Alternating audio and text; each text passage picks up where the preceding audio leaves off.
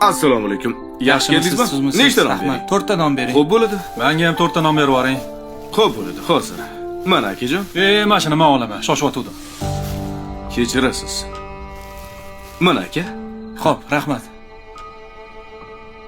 Uzr tanimadim. Mahallada yangimisiz deyman? Yaqinda ko'chib keldim. Ha, Ismim Umidboy. xush kelibsiz Umidboy. Nechta non? 4 ta. Xo'p bo'ladi. Endi Umidboy, sir bo'lmasa, qayoqlarga yo'l oldingiz? Shu mahallada Rustamboy degan bir yigit bor ekan. Shuni oldiga ketyapman. Mahallani boyi ekan, ha? 3-4 ta bizneslari bor ekan, do'konlari, Samarqandda ham kalbasa zavodlar, ha? Shunaqami o'zi? Shunaqa. Taniyman. Yaxshi bola. Shu bola bilan bir ko'rishib qo'ying. Yaxshi-da. Mana aka. Rahmat. Yo'q, pul kerak emas. Bugun non tekin. Tekin? Rustamboy sharofati bilan haftada bir marta tekinga non tarqatamiz. Gap yo'q lekin. Qalbi ham boy ekan, ha? Shunaqa. Rustamboy bilan o'zi nimaga ko'rishmoqchi edingiz?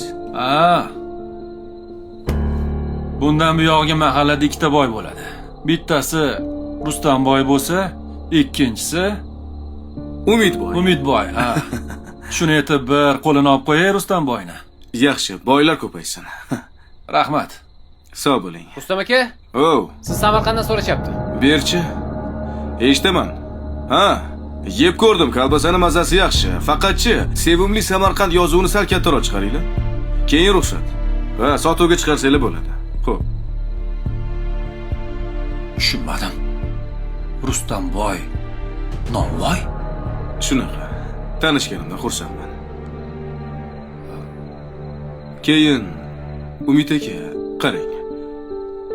Agar boylik jamiyatga foyda bermasa, u ziyonga kiradi.